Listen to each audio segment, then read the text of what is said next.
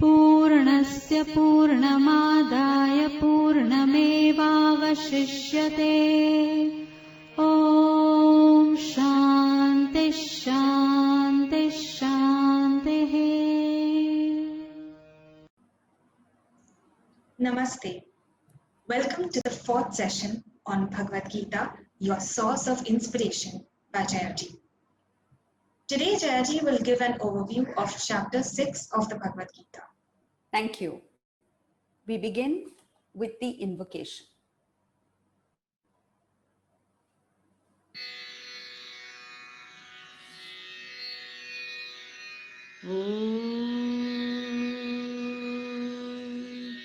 सहना भवतु सहनौ भुनक्तु सह वीर्यङ्करवावहै तेजस्विनावधीतमस्तु मा विद्विषावहै। ॐ शान्ति शान्ति शान्तिः।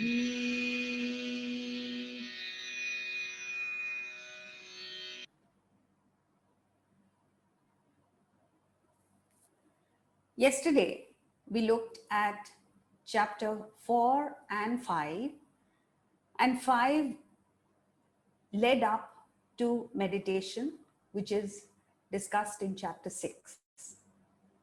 There is more to meditation than just shutting one's eyes and repeating a mantra. It is a subtle art that needs to be practiced and mastered by qualified seekers. And the qualification is more important, the preparation is more important than the actual meditation. Most people pay no heed to the pre-meditative practices and directly plunge into meditation. This has disastrous results. The essential prerequisite to meditation is a calm mind. Who has a calm mind in the world anymore now? A mind burdened with desire and ego is unable to lift off into subtler realms of concentration and meditation. Krishna begins the chapter by defining a sannyasi. A sannyasi, the concept has been horribly misunderstood. And because we don't understand what it is, we reject the concept without even knowing or suspecting that it may have a very important role to play in our lives. So let's take a look at the definition of a sannyasi straight from the horse's mouth from Krishna himself. Verse 1 of chapter 6. Shri Bhagavanuvacha Anashrita karma phalam karyam karma karoti yaha sasannyasi cha yogi cha na niragnirna chakriyah. One who does what one ought to do. Anashrita karma phalam, without depending on the fruit of action. Saha sannyasi, that person is a sannyasi, a yogi. Then he gives the disqualifications, not one without fire or without action. So, who is a sannyasi? Not one who wears ochre robes. He doesn't say anything about it. Not one who has a long beard, not one who lives in an ashram, not one who has given up the good things of life. Just a person who does what one ought to do. Meaning your obligatory duty. Niyatam karma. And not desire-driven activity that we are all engaged in. So that simple shift, irrespective of your wardrobe, your profession, your location, just do what you ought to do. without depending on the fruit of action, without looking at what will I get as a result of it. Such a person is a sannyasi, a yogi. What a simple definition, yet how difficult it is for us to live up to it. If you, for example, just say that one day I will only do what I ought to do without depending on the fruit, without looking for whether people will appreciate me or not, whether I will get laurels and accolades or not, and see what a difference it makes. So, one who does what one ought to do is a sattvic person. And the disqualifications are not one without fire. Fire, Agni, means a higher ideal. Yajna, we've seen in the last two chapters, chapters 3 and 4. And not without action, not an inactive person, a tamasic person. So Niragni is a rajasic person who is driven by desire to fulfill his own selfish ends. And Akriyaha, an inactive person, is a tamasic person who has no motivation either to do good to others or even fulfill his own selfish ends. Why must one not work for the fruit? For the simple reason that the fruit belongs to the future. Present action itself is the future fruit. So while performing present action, if your mind shifts to the future, you're not concentrating on the present. To the extent you're not concentrating on the present, your concentration slips, you commit errors, present action gets flawed, and future is failure. If while acting, you focus your mind 100% on the present, without bothering about what the future has in store, whether I will win or not, whether I'll be successful or not, just drop that and focus 100% on the present. Present action will be flawless, perfect. Fruit has to come to you because present action itself is the fruit at a future period of time. If the action is perfect, fruit has to be pleasant. So the second reason is that the law of karma functions. You get what you deserve, not what you desire, is the unrelenting law. By merely desiring the fruit, you don't get it. If you deserve it, you get it. So there is no place for desire in life. Just focus on deserving. How? Perform present action. Every action must be performed wholeheartedly with your full concentration on it. Then the fruit has to come to you. Keep on at positive actions. So the result is not dependent only on you. From a very superficial level, the result is dependent on the actions of so many others in the world. When you go deeper, the action, the fruit is the cumulative result of all your past actions. Whatever you've committed in the past is over and done with. You cannot change that. Only the present action is under your command. Perform every action to the best of your ability. You will change the course of your past and achieve success. Action is in our hands. Fruit is not. So what is under your control? Focus on that. The fruit will happen automatically. So depending on the fruit makes you servile because you are then dependent on so many other factors. When you're focused on the fruit, there is friction among people because each one wants a different result. When you focus on obligation, each person has a distinct and different obligation. There is harmony within the family, in society, in a country, in the world. So fruit creates friction. Focus on action, there is harmony. If you are focused on the present action, you are happy. As long as you're dependent on the fruit, there is stress, always unhappy. So Swami Ramatirtha said, don't hang your happiness on a future result or future happiness. The fruit is terrestrial. When you're not focused on the fruit and when you're focused on the transcendental, it doesn't matter to you what happens.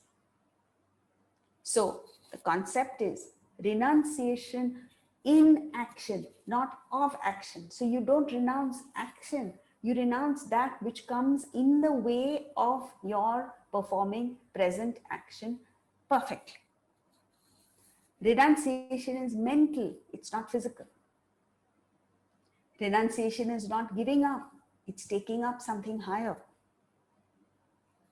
Renunciation is having the right value for all that the world has to offer and dropping the black market value. Renunciation is like discarding the wrapper and eating the chocolate. What would you say to a person who eats the chocolate along with the foil? His enjoyment of the chocolate will be marred by intermittent spasms of unpleasantness.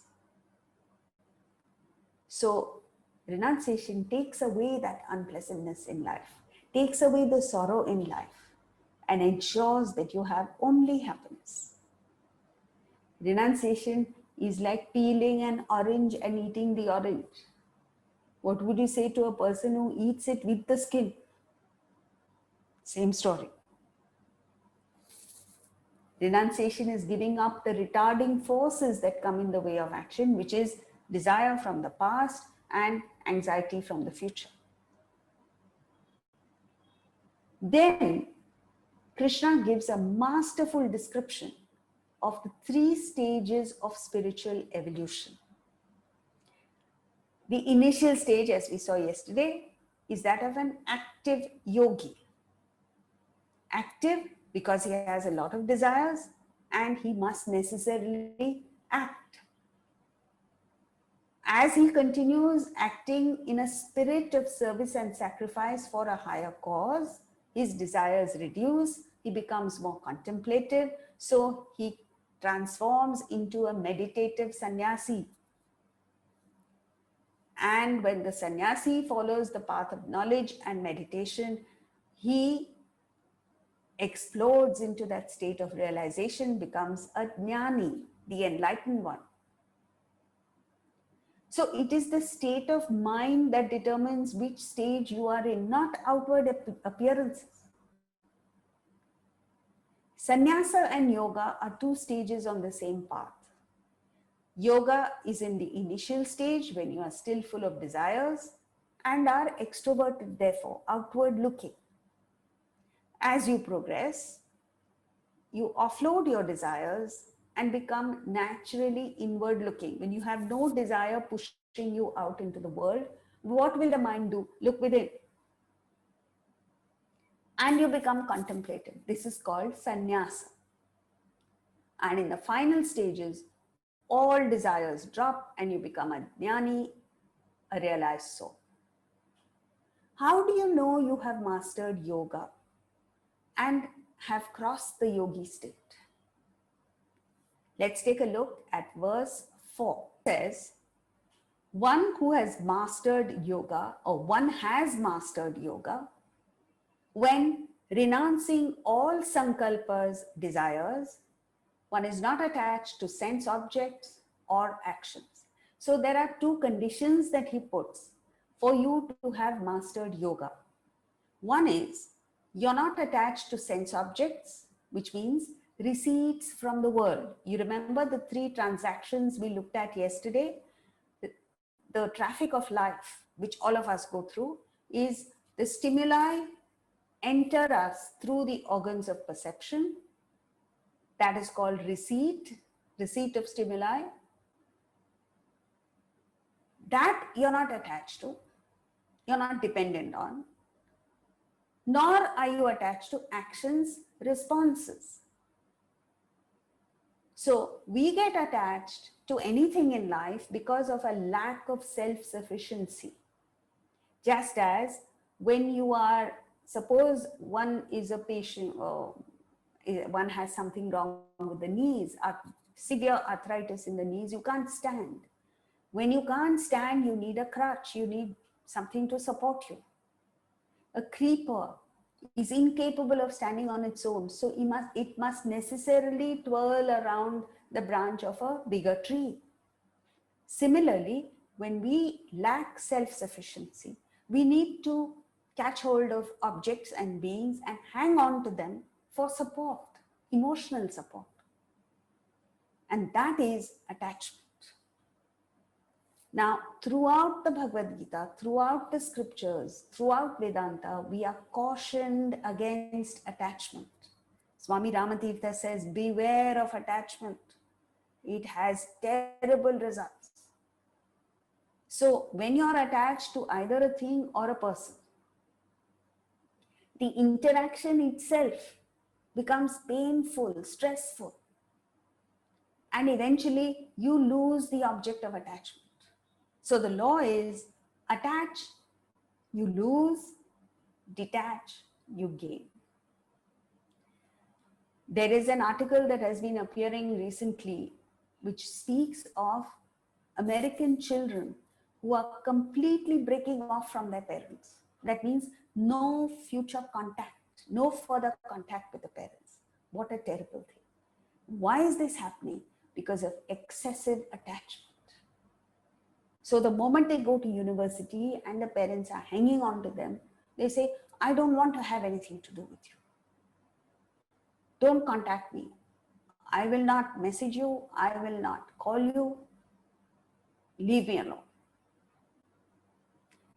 Even when this happens, parents don't wake up. So this is a wake-up call. This is in fact an alarm bell that should ring.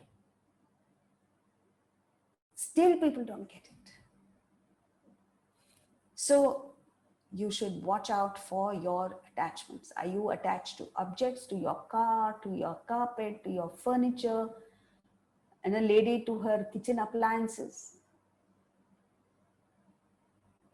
Are you attached to your children, to your spouse, in such a way that eventually you will lose the child or the spouse? And then you take it out on external factors. You say, oh, there's another lady who's come in the picture or something else. That is only a nimitta, an excuse for the law to function. Immediately you must understand, I am attached. So let go. Completely let go. Which includes stop messaging, stop calling, stop any communication with the object of attachment, because in the past you have abused the relationship. You have been riding on the back of the person for years together. See, when the person is a child, he or she can't rebel. So he has to take it. But all that 16 years of wrong relationship comes back with interest to you.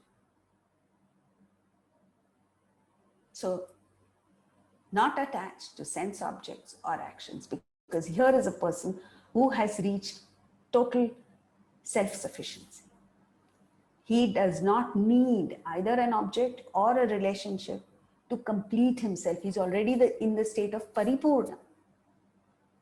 But as long as he's living in the world, he establishes wonderful relationships with everybody. He's a much loved person. So it's not that he's indifferent. Now we understand only indifference and attachment. We don't understand what pure love is. So what is pure love? What you call as love minus selfishness.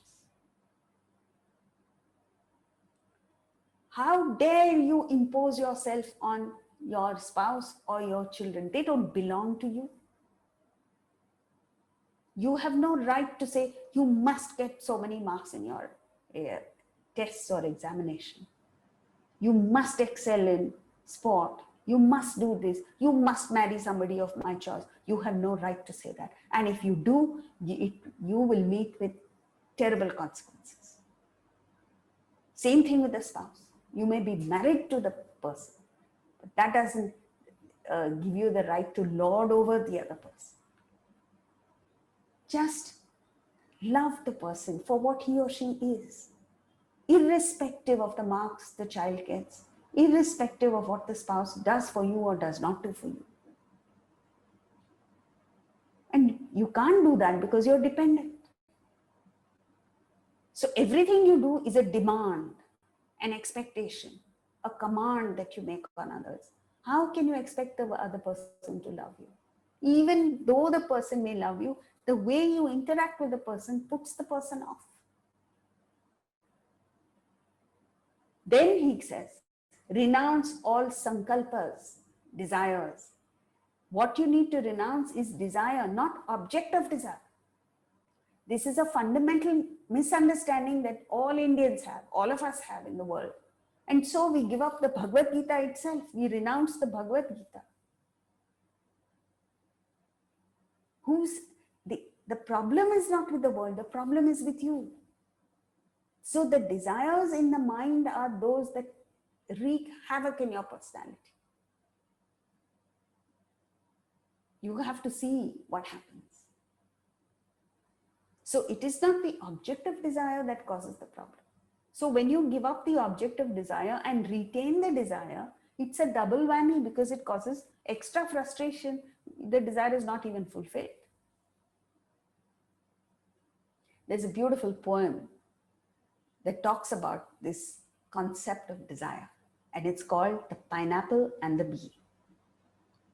So the poet once sees a pineapple pudding freshly baked, kept on the windowsill to cool with a glass covering on it to prevent insects from coming to it.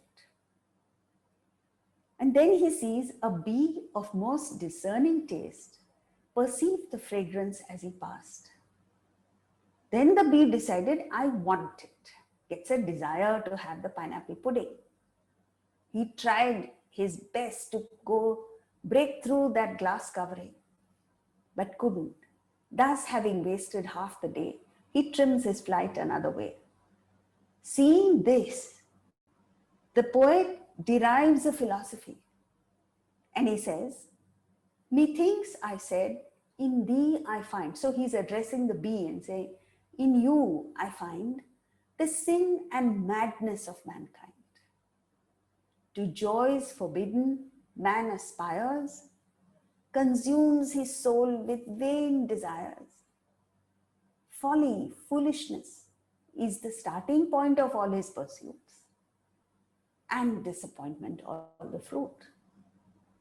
Then he gives two examples. He says there's a young man standing by the roadside who sees a beautiful lady pass by. While Cynthia ogles as she passes, the nymph between two chariot glasses. So there's Deepika Padukone passing by, and here this guy is eating his heart out for her. She is the pineapple, and he the silly, unsuccessful bee. Second example, a young lady goes shopping. The maid who views with pensive air the show glass fraught with glittering ware, sees watches,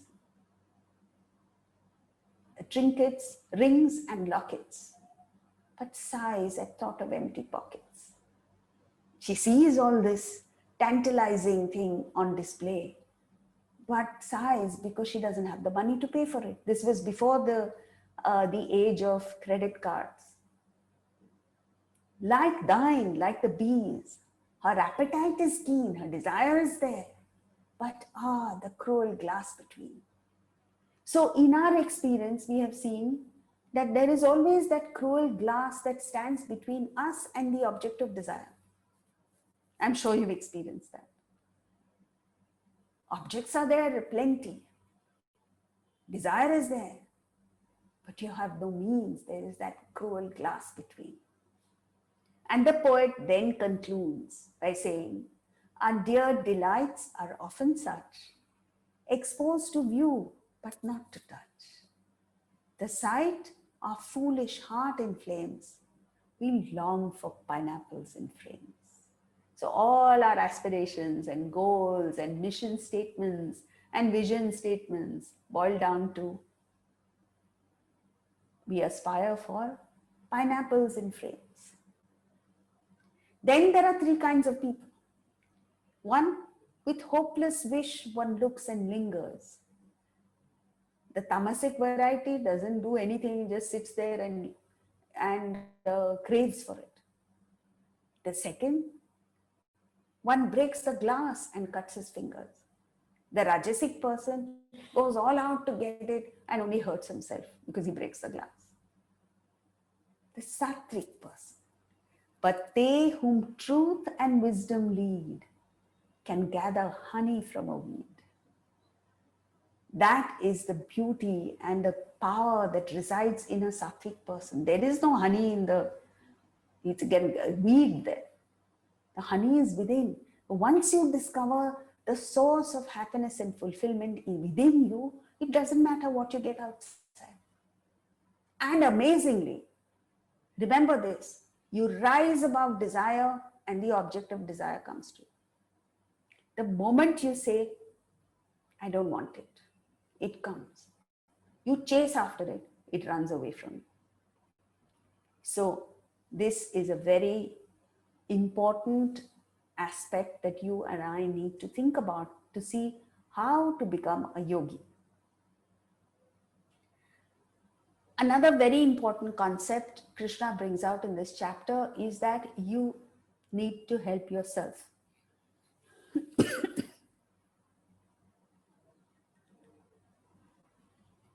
In verse 5, he says, Uddharedatmanatmanam. One should redeem oneself by oneself. One should not lower oneself. For you are your own ally. The self is one's own ally, and the self is one's own adversary, enemy. So development can't be by proxy. Here is Krishna talking to his dear friend Arjuna. Narayana Swayam, an avatar of Lord Vishnu, realized at birth, is totally motivated to help Arjuna. But truthfully, he says, I can't, in other words, he says, I can't help you. You have to help yourself. I can only present the knowledge. Beyond that, I can't do anything. So with the right attitude, you can learn from any situation. But if you don't have the right attitude, you may have Krishna speaking himself like right just now. We are learning the words of Krishna. But if you are not receptive, you are not committed to self-development, Krishna can't do anything. So the onus is on us. And then in verse 7, he describes a jnani, which is a very important indication to us of what that state of realization must be like. Verse 7. जितात्मनः प्रशान्तस्य परमात्मा समाहितः शीतोष्णसुखदुःखेषु तथा मानापमानयोः. One who is self-controlled and serene is absorbed in the Supreme Self through heat and cold, joy and sorrow, as well as honor and dishonor. So, jitatmanaha, very important concept, self-control. Like Swami Vivekananda said, conquer your mind and you will conquer the world automatically. So, the intellect must have the strength to control the wayward mind, the whims and fancies of the mind, and the urges of your sense objects. Then, only then can you be just successful in the world. But if your whims and fancies are running riot and you're falling a prey to sense contact all the time, you can't even be successful, leave alone happiness. And spiritual development, you can forget about. So, self control at the physical level, prashanta, peaceful mind, calm mind. This is a rare thing in the world these days.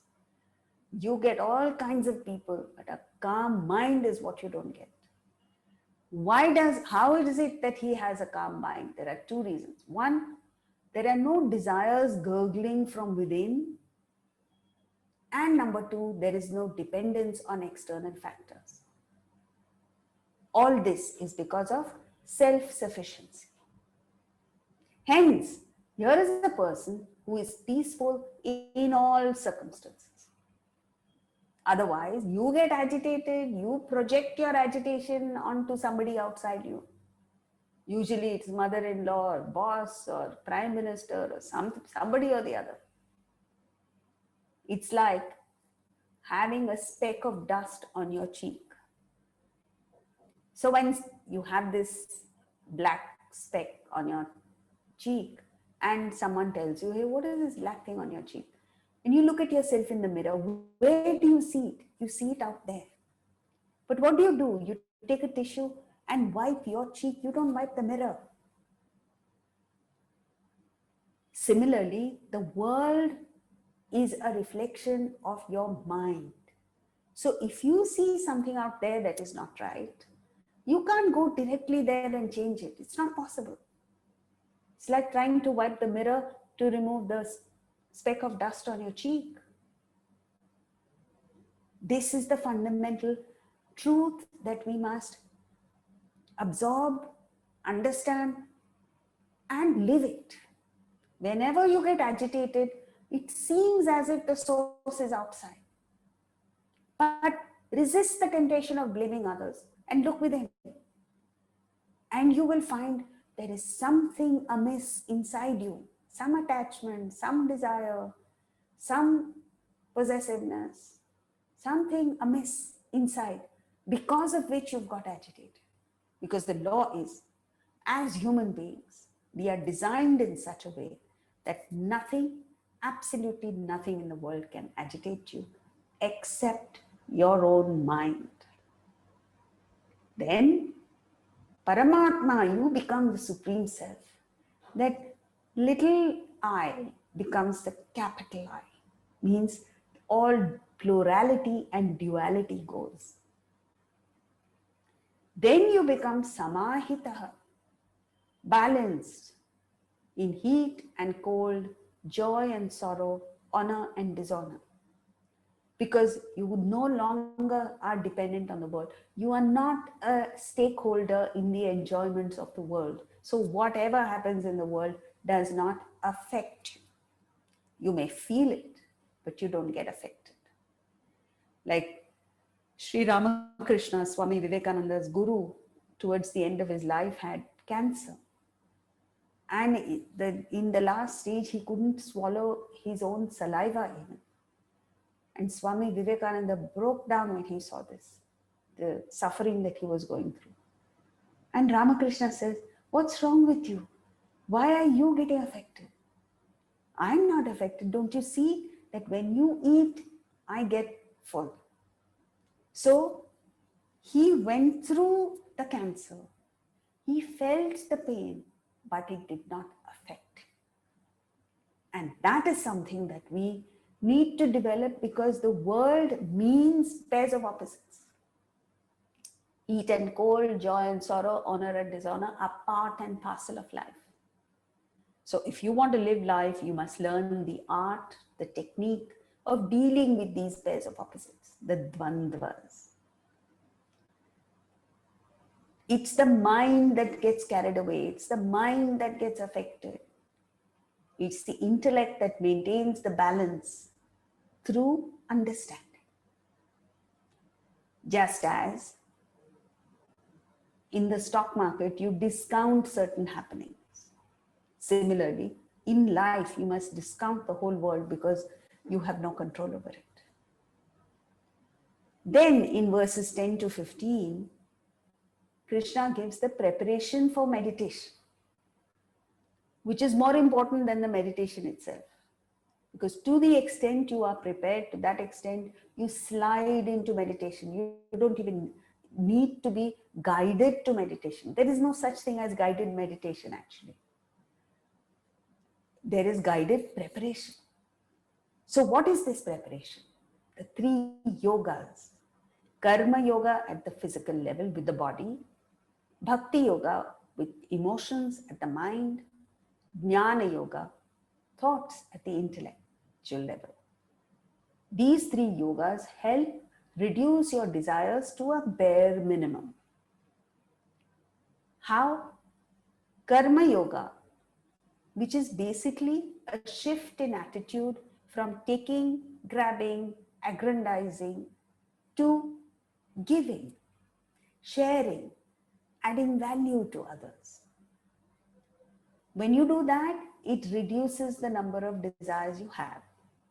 So in Karma Yoga, you first identify your talent, your swadharma, the field in which you need to invest your energies. Are you an architect, a dancer, a scientist, or a business person? Then in that field, fix a higher goal. What are you working for? As we saw yesterday, it can't be just a paycheck.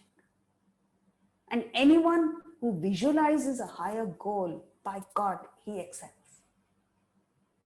Excels, is happy, and the desires reduce mainly because your attention is on serving and not yourself. So your personal desires wane away, the higher desire gets established, number of desires reduce. Bhakti yoga, where you embrace the whole world with love, affection. How? Because your heart is filled with gratitude towards that mighty power. You don't know what it is or who it is, who has blessed you with so many things in life, millions and millions of things. And when your heart is filled with gratitude, there is no room for negative thought, negative emotion. So the hatred and negativity fall away. And then the love for fellow beings converts, transforms into love for God. And then your yearning for reunion with God, exactly like a lover yearns for the beloved. And when the merger, that leads to the merger. So your desires reduce because you're no longer interested in personal well-being. You are more, you give preference to other people's well-being compared to your own. And Jnana Yoga is about understanding that acute alertness and understanding of the fact that the world and all that it has to offer is temporary, ephemeral, passing, perishable. And then you understand that it's not worth running after things that are there with you now and gone tomorrow. So comes the search for the permanent. Then again, your desires reduce because all desires pertain to the world. You don't no longer want the world. You want that which is permanent, which is beyond the world. With the practice of these three yogas, in proportion to your personality, some people tend to be more active. They should do more karma yoga. Others are more emotional. They should pursue bhakti yoga. And still others are more intellectual. They need to follow jnana yoga. With the systematic pursuit of these three yogas, your desires reduce and you get into a state of open-eyed meditation. You may be going around doing what you have to do.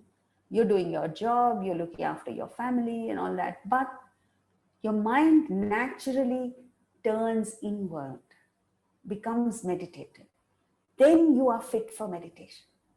So you give it a point of concentration, a mantra, one thought, and you slip into meditation, slide into meditation. It's effortless. So, as long as the mind is replete with desires, it is restless, rushing out into the world, not available for meditation. With the practices of these three yogas, the mind becomes calm, withdrawn from the world, it's ready to take off into the subtler realms of contemplation and meditation. Then Krishna gives the prerequisites for meditation. The preparation begins with a clean, quiet environment, the right seat, the right posture, and a serene, focused mind.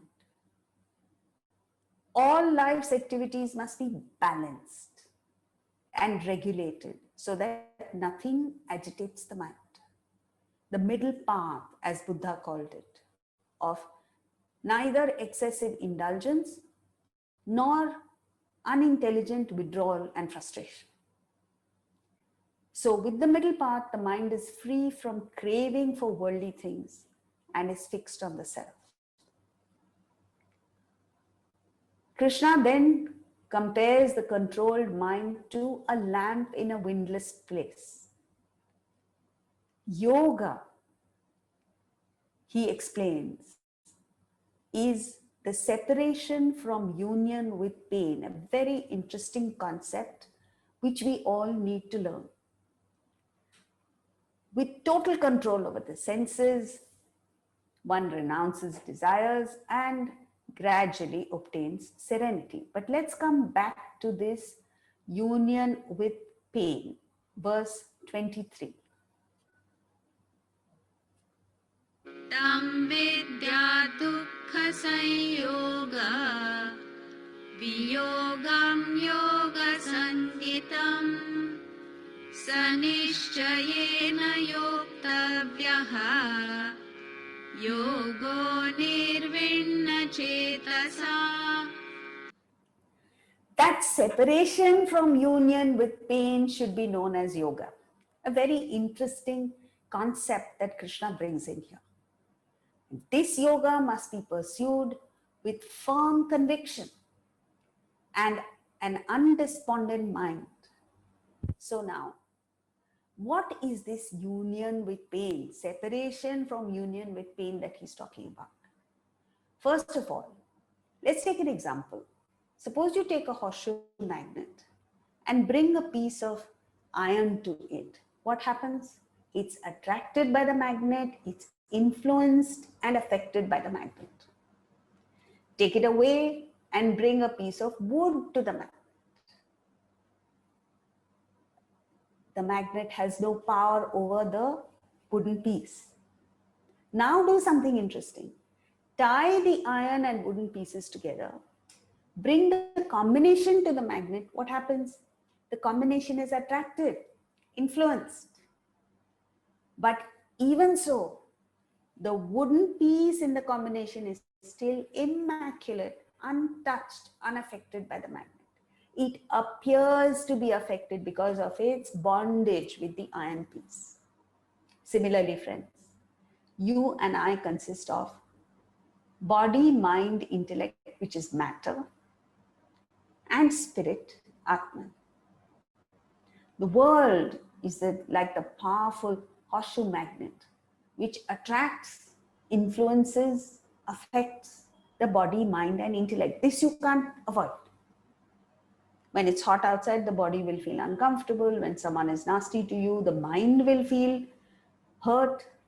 And somebody dishonors you, the intellect will feel insulted. This you can't prevent. But the fact is that you are not body, mind, and intellect. You are Atman. You have unintelligently identified with body, mind, intellect, bound yourself to body, mind, intellect, identified with body, mind, intellect so much that you have become body, mind, and intellect. But even so, this combination of matter and spirit is affected by the world. So you feel effect. But the spirit in you is still untouched.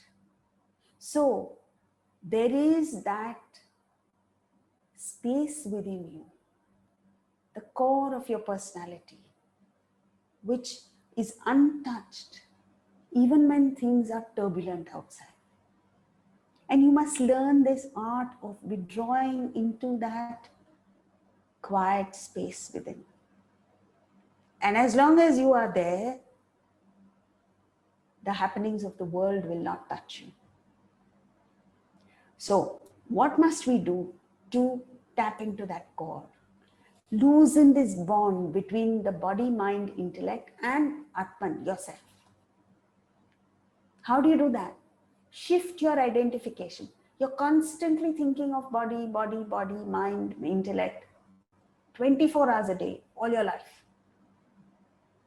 That is why we say every morning, expose yourself to the brilliant knowledge of the Bhagavad Gita so that this identification loosens up a little bit. So at least 1 hour in the morning, you're focusing your attention, your mind is shifted from body, mind, intellect to something else. With this bondage opens up a little. Then what happens? When the world throws something at you, the body, mind, intellect is influenced, Atman remains intact, you remain unaffected. And this you can actually experience. So this yoga of separation from union with pain must be practiced by two methods. One is nishchayena, with determination, and anirvinna chetasa, undespondent mind. Why is he saying this? Because the results don't show immediately. Continue this most fascinating journey, and the search itself becomes so exciting, so invigorating, so joyous that very soon this union with pain will go. But where we are at the moment, some of us have got to the state where we have fallen in love with sorrow. So when something bad happens, what you should do is experience it for that moment. Yes, you will feel sorrow, you may get affected. Move to the next experience, let go. But you don't do that. You hang on to it, you fall in love with that sorrow, you think about it, you talk to others, you post it on social media, you blast it on Facebook. And you're every day, look at the posts that come up. Every day you're posting something that will give you pain. Then at home, you're keeping photographs of the person that you have lost maybe, and reliving the painful experiences. So, if I were to ask you to hold an object in your hand, on your palm, small object like this, would you be able to? Of course. But you didn't ask me for how long. 1 hour, you feel the strain. 2 hours, 6 hours. At some point you say, oh, I can't do it. That is the thing with sorrow.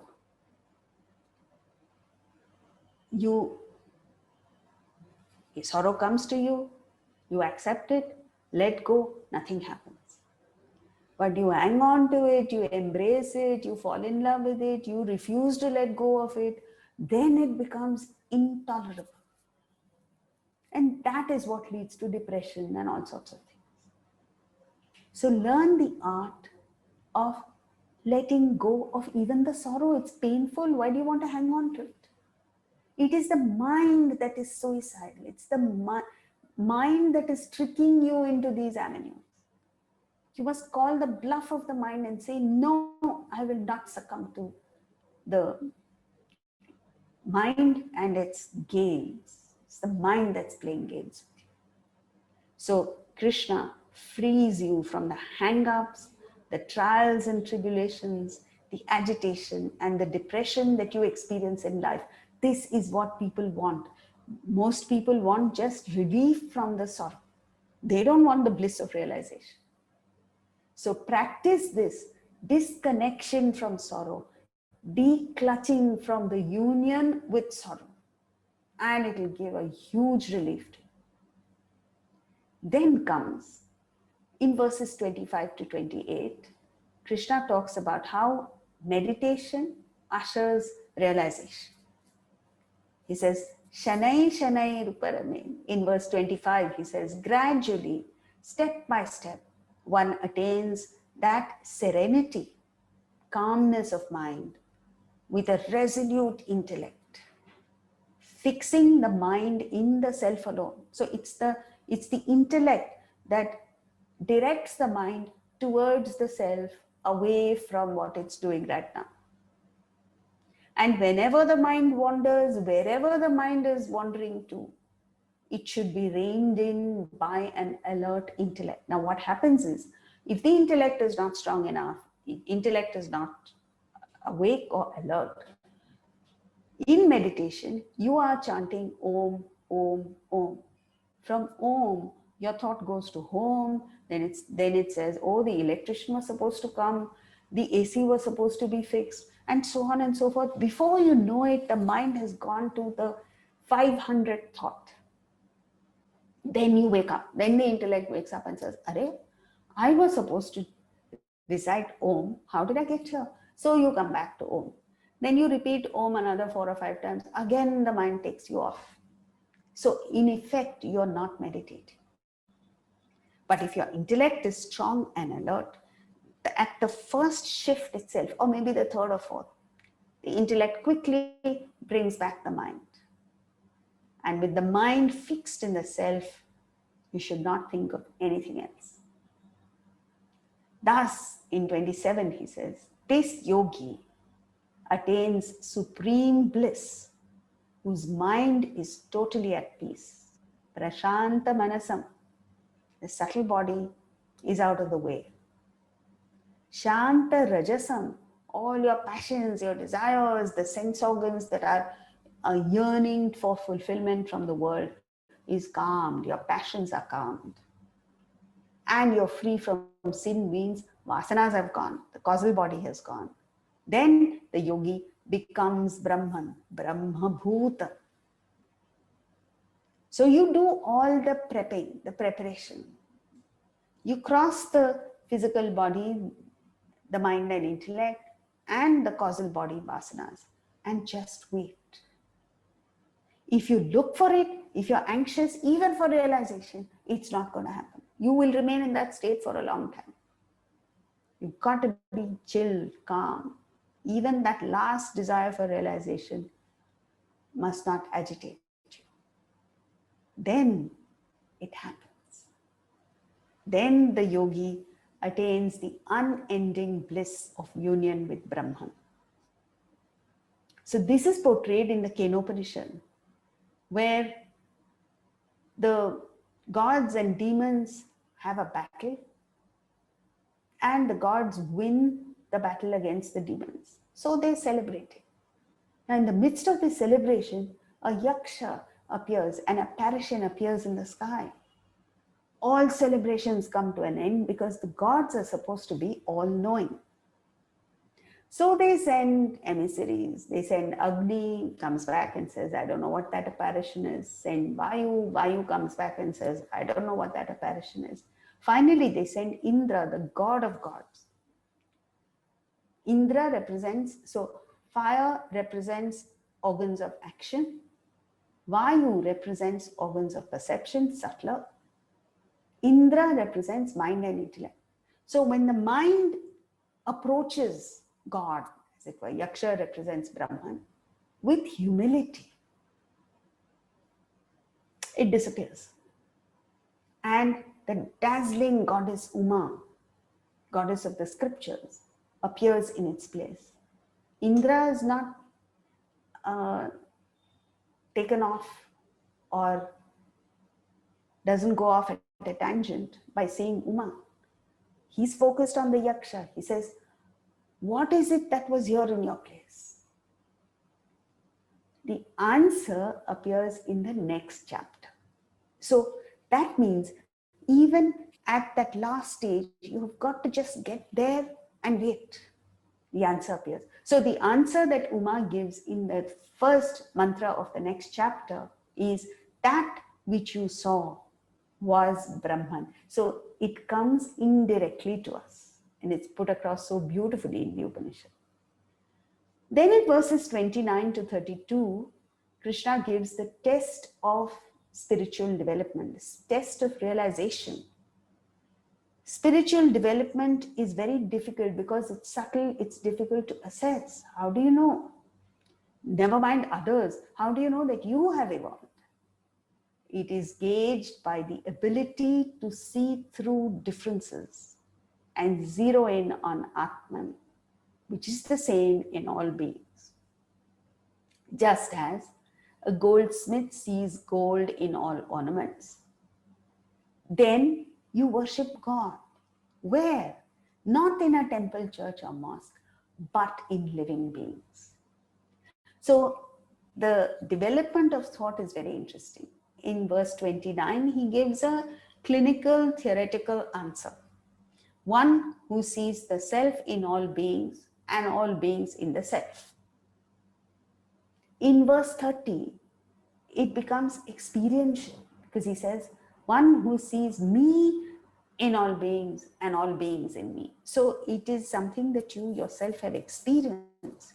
Just as when a mother looks at her child, she sees herself in the child. And so she sees everything positive. She cannot see negativity. But when she looks at the neighbor's child, there is no oneness there. And then a fascinating development is in verse 31. The earlier two verses, he uses the words pashyati and ikshate, both mean see. In 31, he changes it to bhajati, which means worship. So that perception changes to worship. So when you see God, you automatically worship. So where do you worship God? In all being. So in other words, if you have negative relationships with people in the world, you're jealous of one person, hateful of another person, you have loathing for a third person, you're arrogant towards another person, you can't consider yourself a bhakta, a devotee of God. And you certainly can't consider yourself spiritually evolved if you're rude and snapping at people all the time. So you've got to be able to feel for people, reach out to people, have affection for people, feel one with people. And this is portrayed in the poem Abu Ben Adam. It goes like this. Abu Ben Adam, may his tribe increase, awoke one night from a deep dream of peace and saw within the moonlight in his room an angel writing in a book of gold. So he asked the angel, what writest thou? The angel replies, the names of those who love the Lord. So Abu Ben Adam was curious. He says, is mine one? The angel looked at the list and said, nay, not so. Abu Ben Adam was not affected by this. He accepts that, yes, I don't love God.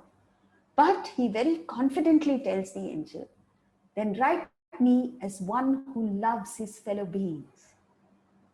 The angel vanished and came the next night, showing the names of those whom love of God had blessed. So the first day, the list was those who love God. Second day list was those whom God loved. And lo, Ben Adam's name led all the rest. So the question is not whether you love God. The question is, does God love you? And God will love you if you love your fellow beings. See, the whole world is God's creation. Atman is the core of all living beings. You don't know a God that is unknown beyond the clouds. I don't know where he is. But you see living beings, you see your family members, you see people around you. If you can't reach out to them with affection, how can you love an unknown entity? This is the problem. Then Arjuna asks a question. He says, I don't see how this restless mind can be made steady. He compares the mind, which is fickle, violent, powerful, and unyielding, to the wind. And it's true, the mind is fickle, it keeps changing. A child in going to school may say, this person is my best friend today, and tomorrow the same person will be her worst enemy. That's the mind.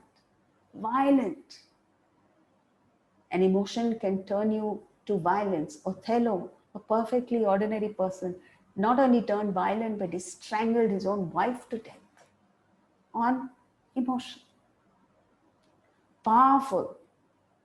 Like the wind, the mind is subtle, but has the power to cause devastation and destruction. And unyielding, stubborn. So Arjuna can't see how he can control a mind like this. Krishna says, yes, you're right. So straight away he agrees with him, as we see in verse 35.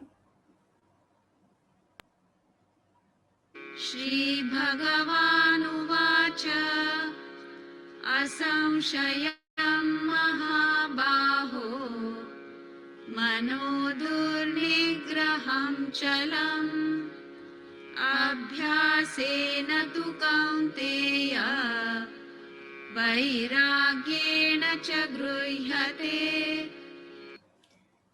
Shri Bhagavanuvacha, Krishna says, O Mahabaho, without a doubt, asamshayena, the mind is difficult to control and wavered. But, O Kaunteya, it can be contained with practice and dispassion. So, yes, he agrees with him first straight away, so his defenses are gone. And then he says, but it can be contained with two things. Vairagyana. Vairagya is initial abstinence. So in these 14 days, you have devoted 1 hour a day to the study of the Bhagavad Gita. This is that initial abstinence, little bit. And with this abstinence, you gain the knowledge, abhyasa, with which you can abstain a little more. So that's how you go, one lending support to the other till you reach the state of realization. Then Arjuna asks another question. Yes, Krishna, I agree with all that you're saying and I put in this effort, but what if I fail? What if I fall short of realization? What will happen to me? And Krishna gives this fantastic reassurance, not only to Arjuna, but to all of us, that the doer of good will never meet with misfortune. Verse 40. श्रीभगवानुवाच पार्थ नैवेह नामुत्र विनाशस्तस्य विद्यते न हि कल्याणकृत् कश्चित् दुर्गतिं तात गच्छति. O Partha, such a one does not perish either in this world or the next. O beloved, never does the doer of good meet with misfortune. So he is putting across very powerfully, very emphatically, the law of karma. So such a person in the present is peaceful because he's not violating his conscience. The future is assured because the quality of his action is so positive that only good things will happen to him. In fact, this is the only security you have, good karma. And once you put in this good karma, even if you are a complete failure, he moves on to say, you will be transported into the homes of the happy and prosperous. Means you don't have to wait for death. Even now, your environment will change because your mind has changed. You will have this combination which in itself is rare. You will be prosperous, successful, and you will be happy. In the world, you see, a few people are prosperous, yes, but they are not happy. They're stressed out. There are all sorts of things happening, conflict, tension, stress within themselves and with other people. So, and then there are a few people who are happy, but they're not prosperous. So you don't want that. You want the combination. This you will get only through spiritual practice. But if you are even slightly more successful in the spiritual field, but you fall short of enlightenment, you will be born in the homes of wise yogis, meaning the environment will be so conducive for spiritual growth that it lends support to you, and you put in that extra effort, and before long you will get to realization. So then, thus the yogi, diligently exerting, totally cleansed of sin, gains the supreme goal. And among all yogis, one who worships Brahman with Shraddha is considered to be most united. So on this happy note, chapter 6 comes to an end, and we will take up chapter 7 tomorrow. Thank you. Om Shanti Shanti Shanti.